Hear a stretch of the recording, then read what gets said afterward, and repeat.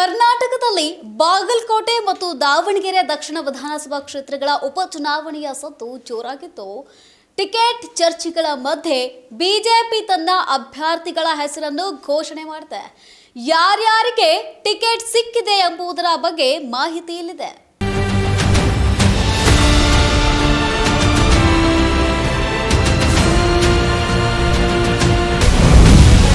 ಉಪಚುನಾವಣೆಗೆ ಅಭ್ಯರ್ಥಿಗಳ ಹೆಸರು ಪ್ರಕಟಿಸಿದ ಬಿಜೆಪಿ. ಬಾಗಲಕೋಟೆಗೆ ವೀರಣ್ಣ ಚಿರಂತಿಮಠ್ ಆಯ್ಕೆ. ರಾಜ್ಯ ರಾಜಕೀಯದಲ್ಲಿ ಕುತೂಹಲ ಕೆರಳಿಸಿರುವ ಬಾಗಲಕೋಟೆ ಮತ್ತು ದಾವಣಗೆರೆ ದಕ್ಷಿಣ ವಿಧಾನಸಭಾ ಕ್ಷೇತ್ರಗಳ ಉಪಚುನಾವಣೆಗೆ ಬಿಜೆಪಿ ತನ್ನ ಅಭ್ಯರ್ಥಿಗಳ ಪಟ್ಟಿಯನ್ನ ಬಿಡುಗಡೆ ಮಾಡಿದೆ.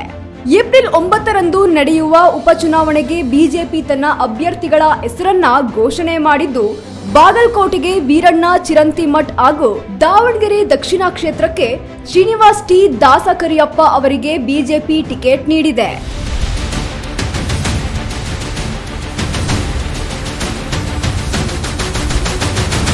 ಇನ್ನು ಬಾಗಲಕೋಟೆಯಲ್ಲಿ ಮಾಜಿ ಶಾಸಕ HY ಮೇಟಿ ಅವರ ನಿಧನದ ನಂತರ ಕಾಂಗ್ರೆಸ್ನಲ್ಲಿ ಭಾರಿ ಗದ್ದಲ ಉಂಟಾಗಿತ್ತು. ಇದರ ನಡುವೆ ಇದೀಗ ಬಿಜೆಪಿ ತನ್ನ ಅಭ್ಯರ್ಥಿಯನ್ನ ಘೋಷಣೆ ಮಾಡುವ ಮೂಲಕ ರಾಜಕೀಯ ಪೈಪೋಟಿಗೆ ಇಳಿದಿದೆ.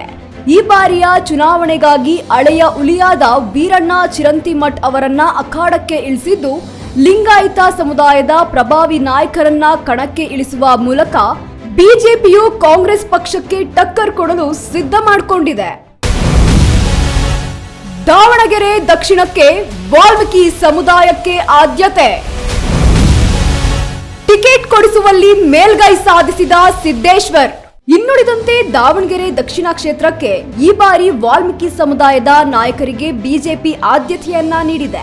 ಅಷ್ಟೇ ಅಲ್ಲದೆ ದಾವಣಗೆರೆ ದಕ್ಷಿಣದ ಎಸ್ಟಿ ಮತದಾನಗಳನ್ನ ಸೆಳೆಯುವ ಉದ್ದೇಶದಿಂದ ಶ್ರೀನಿವಾಸ್ ದಾಸಕರಿಯಪ್ಪನನ್ನ ಕಣಕ್ಕಿಳಿಸಿದ್ದು, ದಾವಣಗೆರೆ ಕ್ಷೇತ್ರದಲ್ಲಿ ಸಾಮಾಜಿಕ ಸಮತೋಲನ ಕಾಪಾಡಲು ಇದೀಗ ಬಿಜೆಪಿ ಪ್ರಯತ್ನಿಸುತ್ತಿದೆ.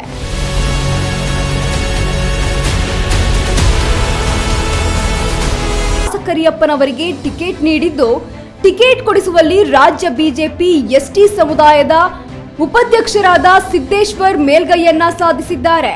ದಾವಣಗೆರೆಯಲ್ಲಿ ಟಿಕೆಟ್ ವಿಚಾರವಾಗಿ ರೇಣುಕಾಚಾರ್ಯ ದೆಹಲಿಗೆ ಪ್ರಯಾಣ ಬೆಳೆಸಿದ್ರು.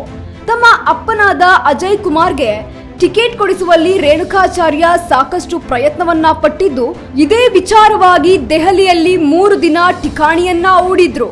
ಆದ್ರೆ ಬಿಜೆಪಿ ಹೈಕಮಾಂಡ್ ಶ್ರೀನಿವಾಸ್ ದಾಸಕರಿಯಪ್ಪನವರಿಗೆ ಇದೀಗ ಟಿಕೆಟ್ ನೀಡಿದೆ.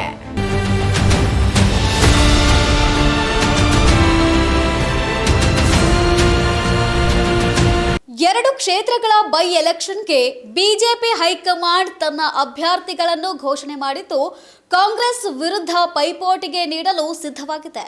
ಇನ್ನು ಕಾಂಗ್ರೆಸ್ ಉಪಚುನಾವಣೆಗೆ ಟಕ್ಕರ್ ಕೊಡಲು ಯಾವ ಅಭ್ಯರ್ಥಿಗಳನ್ನು ಆಯ್ಕೆ ಮಾಡುತ್ತೆ ಎಂಬುದನ್ನು ಕಾದು ನೋಡಬೇಕಿದೆ.